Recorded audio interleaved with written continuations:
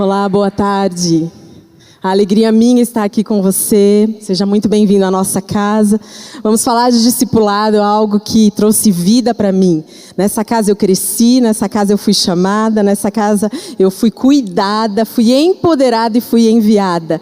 Então eu louvo a Deus por partilhar de um assunto que não é tão simples, é um pouco profundo, mas é um assunto que a gente sente em casa, porque todos nós somos discípulos de Jesus. Amém? Igrejas que inspiram pelo discipulado empoderador. Esta aqui é uma igreja que inspira e por isso tem discípulos empoderados. E assim é na sua igreja, e assim será na sua igreja. Eu quero começar lendo 1 Coríntios, capítulo 4, verso 20, um texto bem conhecido que diz assim: pois o reino de Deus não consiste de palavras, mas de poder. O reino de Deus não tem a ver com conteúdo, não tem a ver só com uma sala de aula, mas tem a ver com um derramar do Espírito sobre a nossa vida. Essa palavra empoderamento, ela é uma palavra que a gente acaba usando muito. Algumas plataformas querem levantar bandeiras a respeito de entregar um poder que não se tem.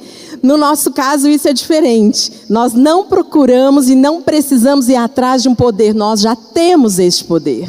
E o nome deste poder é Espírito Santo de Deus. E por isso, um discípulo empoderado é um discípulo que manifesta transformações, dentro e fora. E quando nós pensamos em transformações, isso tem a ver com a manifestação, sim, do Espírito Santo. Sabe, discipulado tem muito mais a ver com o que você deixa do que com o que você recebe, a não ser este poder do Espírito Santo de Deus. Nós não temos falta de nada. Você pode dizer comigo: em Jesus, eu não tenho falta de nada. Então eu não posso criar ambientes onde eu tenha que desesperadamente dizer para as pessoas frequentarem estes lugares porque está faltando algo. Essas pessoas já chegam a estes ambientes plenas, satisfeitas, completas. Amém? Então, às vezes, a gente cria ambientes que não são inspiradores. Por que é que criamos ambientes de ensino, de discipulado, de empoderamento? Para a pessoa se lembrar o que ela já tem. Cada ambiente desta igreja, seja uma sala de aula, um retiro, um encontro, um programa, um discipulado mais um, a célula, o púlpito desta igreja, para os filhos de Deus, nós lembramos o que já temos. E não é que é lindo quando você está na frente de uma pessoa e ela descobre o que ela já tem? Isso é o empoderamento. Um dia alguém olhou e viu algo que eu não vi na minha vida. E isso me empoderou, mas esse algo já existia em mim. Então, discipulado tem a ver com lembrar-me o que eu já tenho. Temos aprendido aqui nessa casa, na dimensão apostólica, como nosso pai disse aqui, que eu recebo alguém, eu cuido, eu capacito e eu envio. Você pode dizer isso comigo? Vamos lá? Recebe, cuida, capacita e envia. Este é o caminho apostólico. A igreja não tem que ser medida só pelos lugares cheios, mas pelos lugares vazios de pessoas que foram. Nós precisamos criar no nosso ambiente atmosferas para que as pessoas não só sentem-se, sejam cuidadas, empoderadas, mas que cheguem ao seu destino profético. Pastor Carlito vai dizer: Deus criou a igreja para gerar presença, pertencimento e comissão. Tudo isso sob o senso de unidade e mutualidade. Gere em suas igrejas, vamos continuar gerando aqui ambientes da presença de Deus, do estar pertencido a algo. Nós temos uma frase de efeito: igreja que estamos aqui vivendo é uma família para se pertencer e não um lugar para se frequentar. A estratégia de Deus para mudar o mundo, você concorda comigo que a família é uma grande estratégia de Deus para mudar o mundo? Por quê? Porque os seus filhos nascem e eles crescem numa atmosfera de ensino e daqui a pouquinho eles ficam adultos e são enviados. O que acontece quando uma criança para de crescer na sua casa ou em alguém que você conhece? Há um desespero. Porque crianças bem alimentadas, cuidadas e amadas vão crescer, se tornar adultos e daqui a pouco vão ter suas próprias responsabilidades e vão correr atrás do seu destino ministerial. E é isso muitas vezes que acontece dentro das igrejas. Às vezes nós ficamos cuidando tanto tempo de criança. Esses dias o pastor Carlito falou num encontro de líderes aqui: pare de encher mamadeira. Precisamos colocar pessoas no cadeirão, precisamos começar a dar comida cada vez com mais substância para que essa pessoa entenda que ela está em crescimento. E o empoderamento se dá através disso. Michael Brudot vai dizer: a maioria das igrejas estão cuidando de crianças, mas não estão desenvolvendo adultos. E o empoderamento está associado a isso. O diabo sempre quis separar esta questão de paternidade e maternidade da filiação. Por isso, às vezes, as pessoas entram nos nossos ambientes de igreja e não querem ser cuidadas. Você sabia disso? Pessoas não querem se sujeitar a um discipulado, a um cuidado de célula, mas porque dentro delas, elas têm uma aversão a um cuidado. Elas têm medo que alguém comece a controlá-las. E isso não é empoderamento. Empoderamento é assim, ó. Eu olho uma pessoa e através do Espírito Santo de Deus eu recebo uma palavra. Eu libero sobre essa pessoa. Eu começo a caminhar com essa pessoa até que essa pessoa ganhe asas. E você libera essa pessoa para esses ambientes. Então, um discipulado empoderador traz o reino à terra pelas conexões que possui. Você acredita e você crê que o discipulado é um catalisador do reino? Sim? O que é um catalisador? É aquele que apressa reações. Quanto mais cuidado, empoderado e enviado eu tenho as pessoas nos meus ambientes, mais a reação de trazer o reino à terra, ela acontece. Veja Jesus, quando ele chegou aqui, e ele se tornou homem, e ele foi chamar os seus discípulos. O que ele dizia para esses discípulos? Vem cá que eu vou cuidar do seu coração, eu vou trazer cura sobre você também. Mas ele tinha um alvo, ele diz: venham aqui, eu preciso trazer o meu reino à terra. E você faz parte disso. Quando as pessoas entendem que discipulado está muito mais ligado com o que Deus, com o que eu posso fazer para contribuir com aquilo que Deus está fazendo, do que com o que Ele tem para me entregar.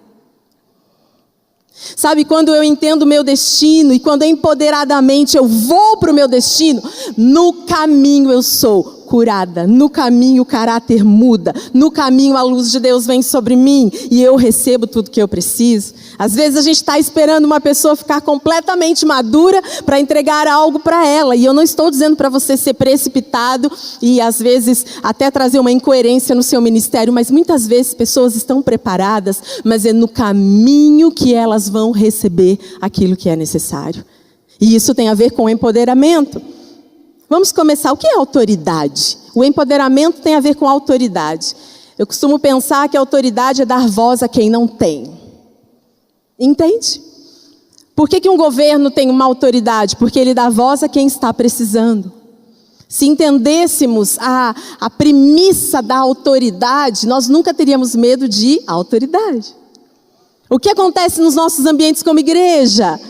Quando eu tenho autoridade no sentido de cuidado, no sentido de empoderamento, eu dou àquele discípulo uma voz que ele ainda não tem. Eu trabalho com ele nesses ambientes e eu digo: você pode, porque talvez nunca ninguém disse isso a ele. Ou então você se lembra daquilo que ele já tem. E o empoderamento faz com que no discipulado eu venha proteger e empoderar. Queridos, durante muito tempo nas nossas igrejas e nesta igreja, o quesito cuidado, crescimento e proteção, ele foi forte e ele precisa continuar. Mas agora está se levantando uma geração de pessoas que precisam entender que elas têm uma missão e que elas precisam cumprir. E cada integrante das nossas igrejas tem uma missão particular. Sabe, Deus entregou algo muito especial. Temos trabalhado aqui no nosso ambiente o que chamamos de cultura da honra. Nós valorizamos o que cada um carrega. Cada um aqui carrega algo muito especial, dado por Deus para contribuir para o todo. E para receber autoridade, você precisa entender qual é a sua identidade. Veja Jesus, ele tinha a identidade dele era muito conhecida e por isso ele tinha essa autoridade. As nossas igrejas precisam entender esse movimento. E para isso, agora sim, eu queria que você abrisse a sua Bíblia. Nós vamos ler este texto, Atos, capítulo 1. Nós vamos ler de 1 a 11. Eu quero que você acompanhe esse texto comigo, enquanto você está abrindo. Esse é um contexto em que Lucas, escrevendo aí Atos, ele está falando um pouquinho da ascensão de Jesus aos céus. E o que Jesus fez nesses 40 dias pós-ressurreição, e o empoderamento que ele deu aos seus discípulos, e o que ele disse, e eu quero relembrar com você isso, Atos capítulo 1. E o texto começa assim: em meu livro anterior, Teófilo, escrevi a respeito de tudo que Jesus começou a fazer e a ensinar, até o dia em que foi elevado ao céu. Depois de ter dado instruções por meio do Espírito Santo aos apóstolos que havia escolhido. Depois do seu sofrimento, Jesus apresentou-se a eles e deu-lhes muitas provas indiscutíveis de que estava vivo. Apareceu-lhes por um período de 40 dias, falando-lhes acerca do reino de Deus. Certa ocasião, enquanto comia com eles, deu-lhes esta ordem: não saiam de Jerusalém, mas esperem pela promessa de meu Pai, da qual lhes falei. Pois João batizou com água, mas dentro de poucos dias vocês serão batizados com o Espírito Santo. Então os que estavam reunidos lhes perguntaram: Senhor, é neste tempo que vais restaurar o reino de Israel? E ele lhes respondeu: não lhes compete saber os tempos ou as datas com que o Pai estabeleceu pela sua própria autoridade. Mas receberão poder quando o Espírito Santo descer sobre vocês, e serão minhas testemunhas em Jerusalém e em toda a Judeia e Samaria e até os confins da terra.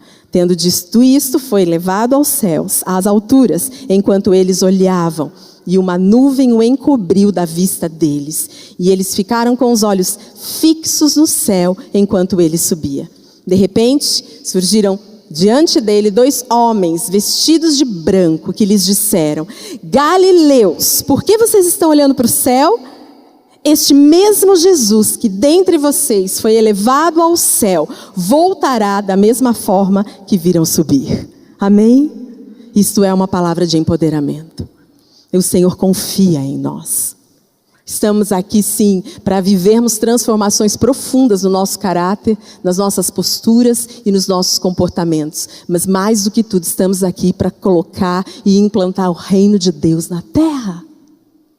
E se o discípulo recebe essa palavra, ele recebe um temor para com isso. Ele diz assim: uau, Deus está contando comigo. Então não é só o meu líder, não é só o meu pastor, não só as pessoas que acabam se destacando em algum ambiente, só tem a ver comigo, é comigo. Ele vai sendo despertado para isso.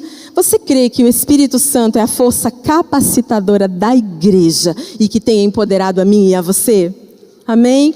Sabe, queridos, às vezes nós temos criado os discípulos tão dependentes de nós mesmos, quando nós precisamos ensiná-los a serem dependentes do Espírito Santo de Deus.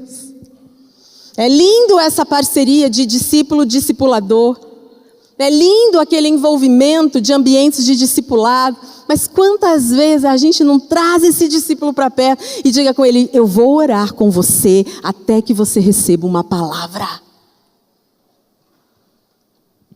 E talvez nos primeiros momentos ele vai dizer assim: mas eu não consigo ouvir Deus. Normalmente é assim. Aquele discípulo que está começando: eu não consigo ouvir esses movimentos de Deus, mas eu vou estar aqui e nós vamos ouvir juntos. Porque, queridos, olha aqui. Quando um discípulo seu ouvir uma palavra de Deus, o empoderamento para ele avançar, ninguém mais retira dele. Surge nele uma confiança tão grande. Porque discípulo é assim: se ele obedece e ele faz aquilo que você disse e dá tudo bem, ele diz: uau, olha o meu discipulador, é homem de Deus, é mulher de Deus. Mas, se você dá uma direção para ele, que lá na frente vai ter alguma situação que ele se sentiu ou com dano ou fracasso, o que ele vai dizer? Que foi você que trouxe um direcionamento. Mas, se ele ouvir uma palavra de Deus, o que acontece? Você e ele são enriquecidos por isso. Então esse texto vai dizer isso, e aí eu quero trabalhar com vocês alguns pontos para ser uma igreja inspiradora que vive um discipulado empoderador. Primeiro, promova um processo inspirador do chamado ao envio. As nossas igrejas precisam ter trilhos. As nossas igrejas precisam ter ambientes. Assim como precisamos ter vários anzóis para pescar o peixe, precisamos ter várias raçõezinhas, vamos pensar assim, para alimentar pessoas. Eu preciso ter ambientes para aqueles que são mestres e gostam de estudar a palavra, eles precisam se aprofundar, eles gostam disso. Mas eu preciso ter também ambientes para que a pessoa tenha um processo que ela vai entender a essência e vai logo praticar. Estes processos são imprescindíveis. O texto, no verso 1 e 2, já lemos. Lucas vai estar dizendo, escrevi a respeito de tudo que Jesus começou a fazer e a ensinar. O ensino de Jesus é coerente. Tem começo, tem meio e tem fim. Tem processo. Tem um plano de carreira para os seus, se é que você vai me entender. Tem um trilho para os novos, um trilho para os maduros, um trilho para aqueles que estão se despontando na liderança.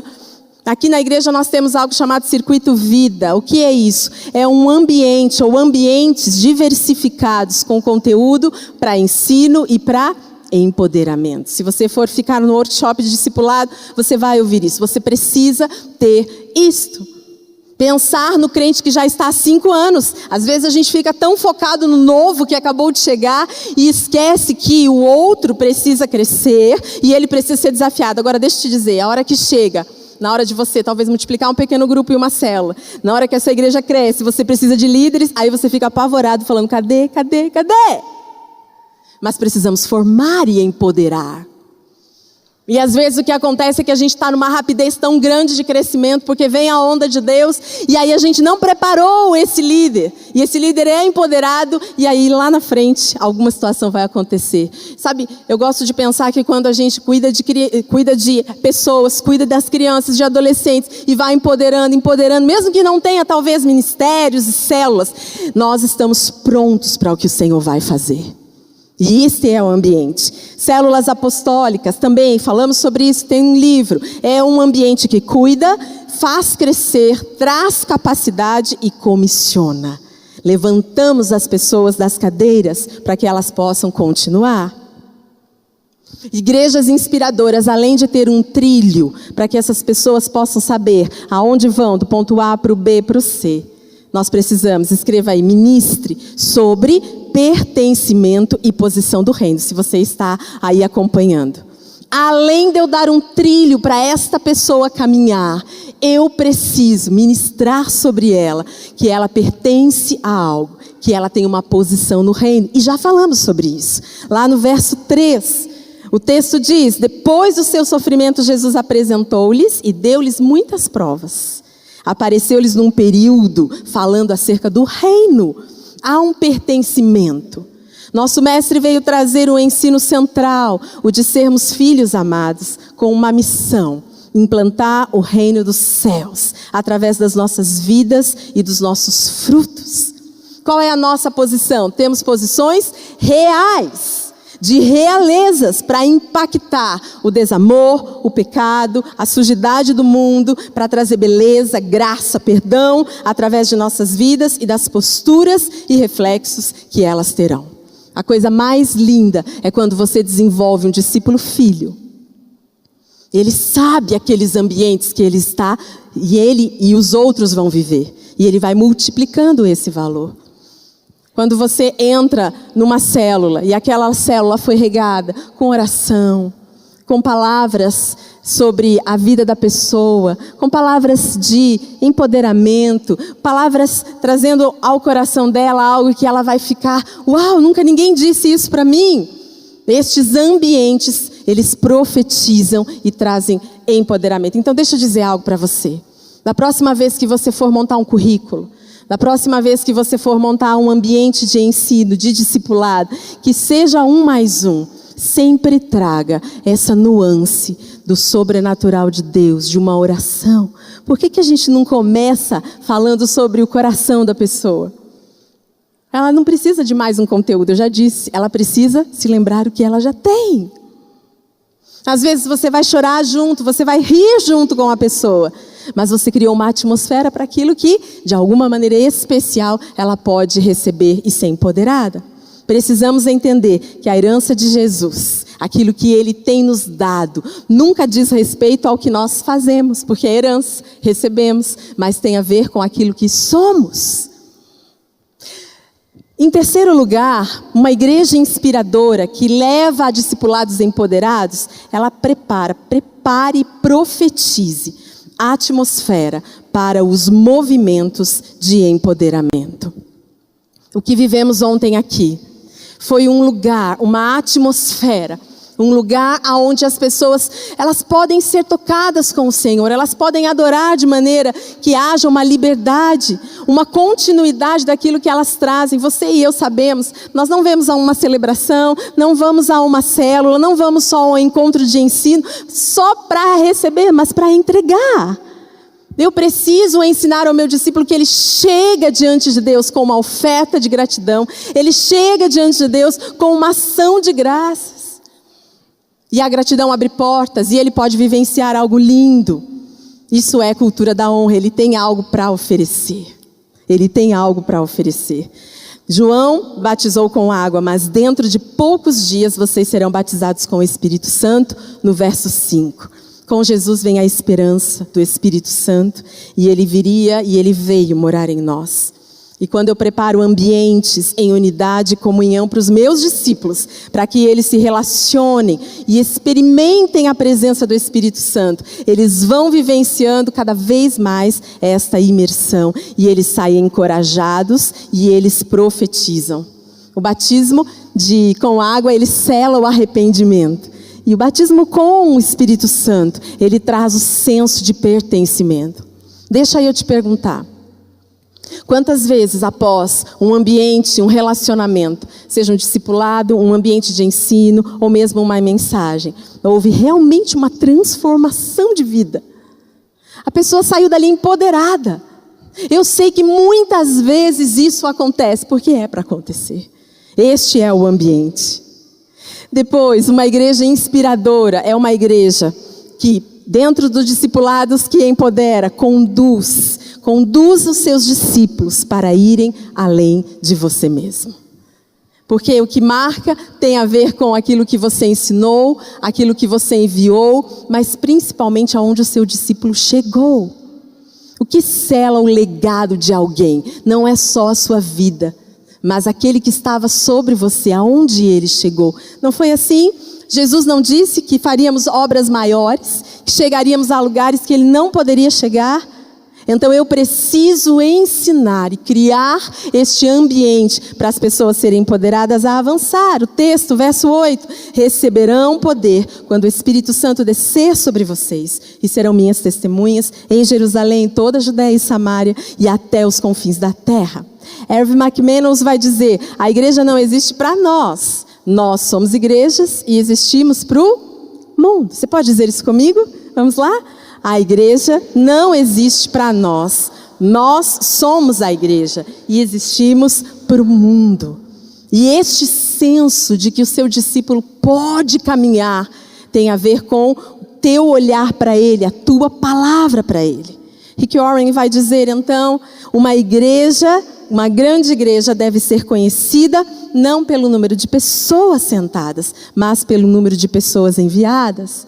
E quando nós percebemos que a nossa vida está além de nós mesmos, toda perspectiva muda. Nossas intercessões, nossa postura, nossa visão. E começamos a nos importar mais com o reino de Deus do que com os nossos feudos do nosso coração. A maioria das pessoas que às vezes não avançam no crescimento em maturidade, elas estão construindo reinos dentro do reino. Eu quero dizer algo para você. O discipulado saudável e coerente do reino, ele aponta um reino só. É o reino do rei. Às vezes você tem discípulos tão queridos, e aí no trajeto da vida cristã dele, de vez em quando, ele dá aquela parada, porque ele vai casar, porque ele vai ter filhos, porque ele começou uma faculdade, porque ele está prestes de ter vestibular. E eu não estou dizendo que ele não tem que alcançar e viver uma vida normal, mas às vezes nós estamos construindo feudos dentro de um reino todo-poderoso. E empoderar pessoas significa: olha para o seu feudo, agora olha para o reino. Quantas vezes, quando nós estamos indo na direção de Jesus, seguindo Jesus no caminho, somos curados? Você acredita nisso? E se focarmos só na nossa necessidade de cura, necessidade de crescimento, as pessoas estão dizendo: cuida de mim, olha para mim, sempre com um testemunho, para que as pessoas possam estar cercando e amando. Ok, vamos viver isso, mas existe uma hora que você precisa levantar o seu discípulo e vai dizer para ele: olha para Jesus, caminhe com Jesus. E a descoberta vai ser que durante o caminho, tudo que elas precisam, elas vão receber. Quinto e último, gere expectativas para a volta de Jesus nos seus discípulos e eles serão empoderados. Se nós estamos levantando discípulos, dizendo que eles podem conquistar o reino de Jesus, é para que crie neles uma expectativa de que esse reino venha. Às vezes os nossos ambientes são ambientes que a gente fica falando muito do aqui, fala da igreja, fala da vida. Mas a Bíblia diz que todo ato de ceia, todo ato quando se fala da volta de Jesus, traz coragem e traz alegria. Quantas vezes nós precisamos partilhar isso? O fim do texto que lemos, aí no verso 10 e 11. Então os anjos vão dizer: ei, galileus, por que vocês estão olhando para o céu? Este mesmo Jesus, que dentre vocês foi levado, voltará da mesma forma como viram subir. Amém? Os seus discípulos estão olhando para onde? Eu, como discípula, estou olhando para onde? Nós precisamos ensiná-los a olhar para o céu, para ter expectativas do que Deus pode fazer. Sabe, tudo muda. Não é uma doença que vai ser curada, mas é a expectativa de ver a glória de Deus naquela doença, que pode ser uma glória que ela vai subir para o céu e ver Jesus, ou uma glória por causa da cura aqui. Nossa mãe espiritual sempre diz que o maior milagre que pode acontecer numa pessoa que está de cadeira de roda, não é ela se levantar e sair andando, mas ela ainda na cadeira de roda ter uma vida perfeita, alegre, plenamente feliz, porque ela tem tudo. Nós vamos orar por cura, vamos orar por libertação, mas vamos orar por algo aqui dentro, um desejo maior de conhecer Jesus. E quando eu foco nisso, então eu levanto discípulos e eles começam a fazer além deles. Igreja que inspira, forja em seus discípulos a capacidade de cuidar de vidas, ao mesmo tempo que tem a capacidade de avançar e conquistar territórios para o reino. Amém? O que acontece? Às vezes pessoas que estão cuidando de muitas pessoas pararam de conquistar para o reino, porque segunda ela tem atendimento, terça ela tem atendimento, quarta ela tem atendimento, e aquela pessoa volta no telefone para falar com ela. E eu não estou dizendo que isso não é importante, é muito importante, mas você tem que ter no seu coração um olhar para falar: ei, qual o meu destino? Qual a minha porção aqui nesse muro que eu tenho que combater e construir? Nós construímos sim em pessoas, abençoamos sim em pessoas, mas elas precisam se levantar porque outras estão vindo e nós não vamos dar conta. Mas todos nós temos esse chamado. Estamos construindo em pessoas seus destinos, suas missões, e estamos colocando na guerra para que essas pessoas sejam soldados do reino e avancem em conquistas. Quantas vezes nós precisamos pegar um discípulo, cuidar dele, empoderá-lo e dizer: você está pronto para a guerra? Às vezes eu tenho umas discípulas que dizem: Vivi, estou vivendo esse conflito. Eu disse: bem-vindo à guerra. Você está pronta, pode atacar. Ela tem tudo. Ela tem o Espírito, ela tem a armadura. O Espírito sempre vai testificar no nosso coração que somos filhos. Amém? O Espírito sempre vai nos lembrar de toda a verdade. Amém? É o Espírito que tem a força capacitadora da igreja, queridos. E eu quero dizer uma coisa, porque nessa igreja nós temos vivido isso. Quando discípulos se levantam E começam a perceber que há um poder do céu sobre a vida deles. Queridos, os olhos são abertos, ouvidos abertos, coração aberto. E você fica com o queixo caído de saber quem? Aquele e aquela que foi empoderado neste lugar que inspirou. Queridos, muitas pessoas chegaram a esse lugar, nunca tinham lido um livro na vida. Nem para o vestibular. Aquela leiturinha, né? Começo, meio e fim, faz a prova. Mas quando chegaram nesta igreja, você tem uma livraria para quê? Para dar trabalho? Para ter que ter funcionário? Não, você tem uma livraria para inspirar discípulos na leitura. Para quê? Para eles descobrirem quem eles são. Então pessoas que nunca tinham lido um livro começaram a ler um por mês. Eu conheço uma pessoa, um discípulo querido dessa casa, que lê um livro por mês. Pessoas chegaram aqui, queridos, não tem como você chegar aqui nesse lugar, grama cortada, tudo pintado, e você voltar para sua casa, e sua casa está descascada, com grama até a cintura. Pessoas são empoderadas neste lugar, porque este lugar inspira limpeza, organização. Temos um lema: excelência honra os céus e abençoa pessoas. Então pessoas saem deste lugar e eles terminam a faculdade, eles vão e terminam a sua casa. Sabe, você está dando para ele, esse olhar. E muito mais em relação à questão de Jesus e do poder dele. Então escute, nós estamos ensinando, estamos se encaminhando bem perto, e isso eu sei que você faz na sua igreja. Estamos consolando, cuidando, promovendo cura, dando de si, dando do nosso, ministrando, e isso fazem como se fossem ações de construção. E precisamos ter essas ações, eu chamo de construção. Eu vou construindo algo na pessoa, mas eu não posso deixar de empoderar, enviar, desprender, confiar, estar disposto a ter paciência, amor, liberar responsabilidades, porque isso faz parte do ser conquistador. Agora eu só queria fazer um ponto aqui nisso. Não empodere ninguém. Não coloque ninguém num lugar de liderança sem ensinar e acompanhar.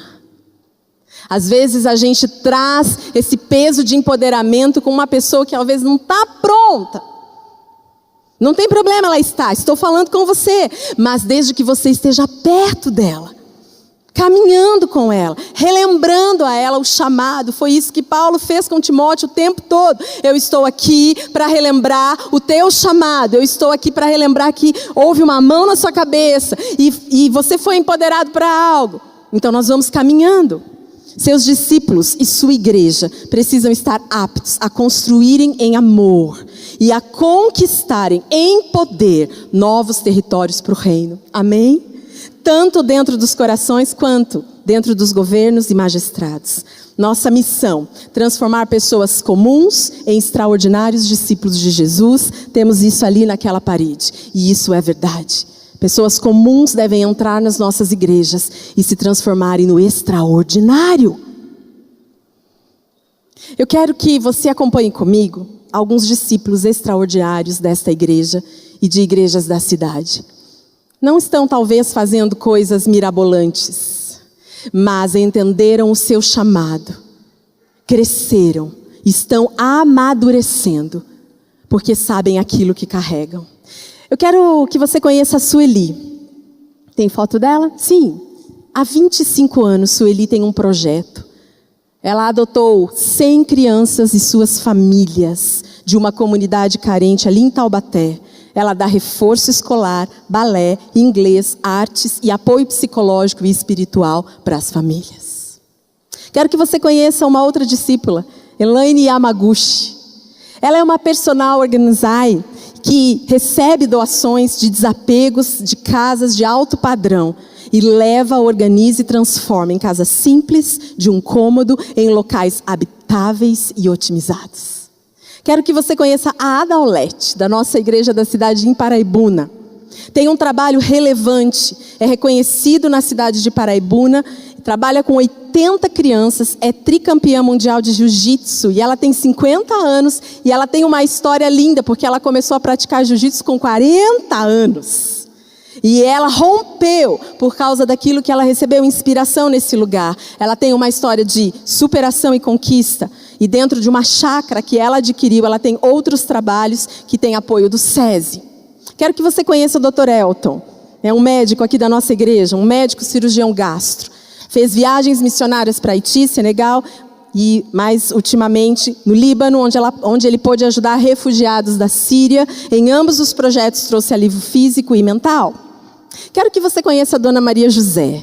É uma artesã que entendeu de Deus que deveria fazer um tapete de oração com uma arte específica, com sementes de mostarda para cada país do mundo, porque ela declarou: os meus pastores vão visitar cada país do mundo e os tapetes estarão prontos, para que quando os nossos pastores chegarem nestes lugares, aquele lugar saiba que o Brasil ora por todo o mundo.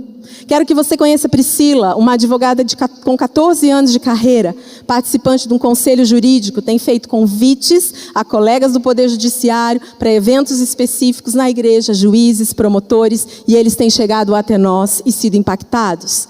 Eu quero que você conheça a Ana Derlande, uma pequena grande mulher. A história dela é linda.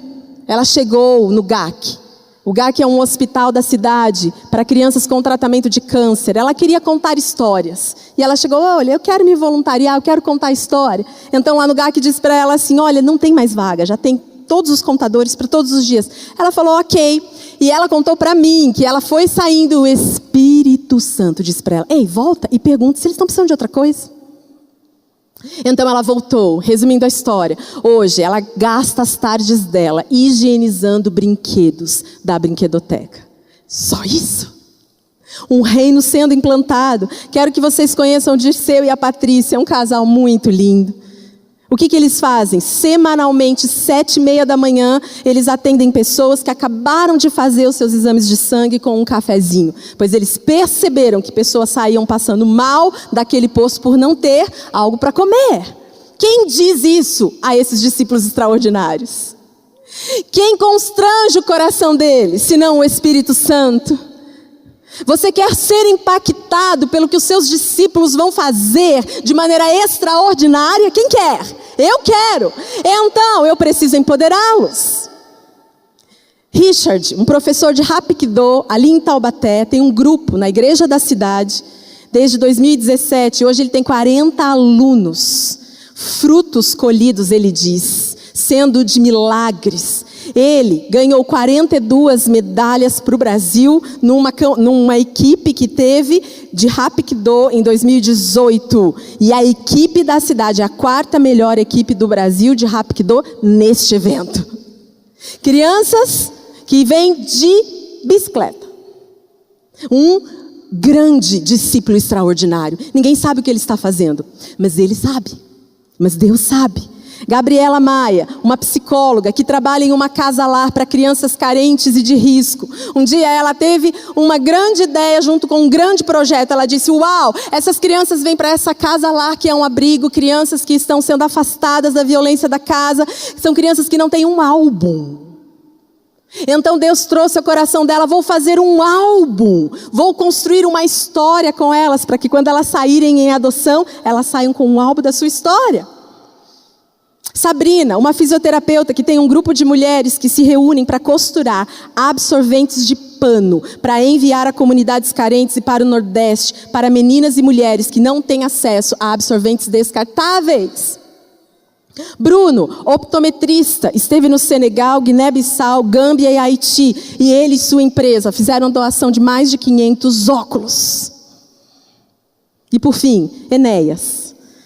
Fez viagem missionária no Egito, Bolívia e em Cuba. Ajuda no sustento de um missionário em Bangladesh. No Brasil, ajuda com projeto de irrigação através de poços no sertão. Aqui em São José, ele pegou um dos bairros mais carentes de São José e ele está desenvolvendo obras assistenciais com danças e esportes. A sua empresa e ele vão construir uma casa na Síria. Empoderados porque o nosso pai viu esse projeto e trouxe. Não traga nada para a sua igreja e fala assim, uau, ninguém vai querer ajudar. Sempre tem um discípulo extraordinário pulsando para algo que vai desafiar. Eles estão entre nós. Você precisa desafiar. Talvez você não vá, mas ele vai. E algo lindo, o Enéas evangeliza todos os seus funcionários e ajuda todos os seus funcionários a comprarem terrenos e construírem suas casas próprias. Eu quero terminar dizendo o seguinte, tenha discípulos empoderados. O seu legado está neles e não somente na sua própria história. Agora, de tudo o que eu falei, se talvez algo não te chamou muito a atenção, guarde esta outra frase de Eric Johnson. Ele diz algo. Discipulado não é o que Deus pode fazer por mim, mas o que eu posso fazer por Ele. Enquanto eu só estou esperando algo que Deus pode fazer por mim, eu fico num modo parado. Mas quando eu sou despertado e uma igreja inspiradora faz esses tipos de despertamentos, a gente vê quando às vezes a gente está pregando ou ministrando, a gente sabe quando o bichinho do extraordinário picou alguém. O olho brilha, a pessoa não deixa você falar, ela quer te atropelar e você diz, glória a Deus, mais um extraordinário. Então a vida dele começa a ter senso. Igual um empresário que estamos agora em Taubaté, ele estava para mudar do país, mas quando se deparou com a igreja, ele disse, uau, eu quero isso. Essa igreja me inspira a continuar no meu país e amar o meu país. Eu quero convidar você a se colocar em pé e eu queria orar com você. Um dia eu fui empoderada. Um dia alguém olhou bem nos meus olhos e disse, vai Vivi, você consegue. E talvez eu não tenha tido pais que estavam me vendo dançar balé ou estavam atrás de um alambrado quando eu estava jogando. Mas as igrejas que inspiram são igrejas com pais espirituais que dizem, vai, eu estou aqui. E se algo der errado, você tem para onde voltar. Nós temos uma igreja que precisamos criar ambientes que as pessoas não tenham medo de ousar, queridos. Uma das coisas que me chamou muito a atenção quando o Randy Clark esteve aqui entre nós, ele disse assim, essa igreja está pronta para receber grandes curas, porque essa igreja ama muito. Porque nem todas as pessoas vão ser curadas, mas a igreja estará aqui, disponível para amar. Feche os seus olhos. Comece com você. O que de mais extraordinário você já fez na sua vida? Pensa comigo. Se toda vergonha, medo, ansiedade ou limitação, seja financeira ou física, saísse da sua frente, o que de extraordinário você iria fazer? Se Deus te chamou para algo, querido, Ele vai dar conta, Ele vai pagar a conta. Porque se é extraordinário, tem a ver com Ele. Nós fazemos o natural e Ele o sobrenatural. Eu quero te dizer que existem discípulos extraordinários sentados lá na sua igreja, lá na sua cidade, lá no seu estado, só esperando você dar o start para Ele. E você encorajá-los a fazer o impossível. Tudo vai mudar. Começa com você, começa comigo. Eu também oro com você. Meu marido está aqui, ele sabe que Deus pediu para eu fazer uma coisa que eu não consegui ainda fazer. E eu estou abrindo meu coração para você. Na nossa rua tem catadoras de lixo. São mulheres guerreiras, 5, 6. O Espírito Santo já disse para mim, viu, vai lá. Faz alguma coisa para essas mulheres. Você lida com mulheres. E eu tenho dito, Deus, mas como que eu vou chegar? Mas algo tem surgido no meu coração. Sabe o que é? Além da ousadia que vai chegar, um amor. Tudo começa na compaixão. Tudo começa no amor. E o meu coração tem começado a ser cheio de amor por essas mulheres. E eu já estou até me vendo no dia que eu vou parar o carro, cheio de amor. E vou dizer, não sei o que eu vou fazer aqui não, mas eu amo você. Assim como Deus já me deu outras coisas e eu fiz e deu certo. Deixa eu orar com você, Pai. Que as nossas igrejas sejam ambientes inspiradores para que outras Anas, Dirceus, Sabrinas, Eltons, Enéias, eles se levantem com histórias espetaculares. Nós podemos fazer muito para Ti, Pai, porque tudo que o Senhor poderia fazer por nós, o Senhor já fez. A cruz é prova disso. Toda cura já foi liberada, toda libertação já foi liberada, toda palavra de consolo, de graça, de empoderamento, de filiação já foi liberada. É só eu entender e receber. A palavra diz que eu já estou reinando nas regiões celestiais, que eu reino em vida. Então agora é de me comportar com essa realeza e com essa transformação. Pai, eu oro por mim, eu oro pelos meus irmãos. Obrigado pelas coisas extraordinárias que eu já fiz, inclusive estar aqui essa tarde falando com milhares de pessoas que eu honro demais e que estão fazendo coisas muito relevantes nesse país. Isso é um extraordinário para mim, Deus sabe. Mas eu peço, enche o nosso coração de misericórdia, de compaixão. Pai, nós veremos transformações profundas nas nossas cidades, na nossa nação. Vamos ver coisas inusitadas, mortos se levantarem. Vamos ver pessoas sendo empoderadas para avançar, para dar de si, dar do seu. E eu te agradeço, porque todo este movimento aconteceu, porque um dia o Senhor nos empoderou, Pai. E eu termino orando, junto com os meus irmãos, pedindo que o Senhor nos faça olhar para o céu. Gere em nós uma expectativa da sua vinda, papai. Fazemos tudo o que fazemos para Ti, não é para nós. A nossa vida tem muito mais a ver contigo do que conosco.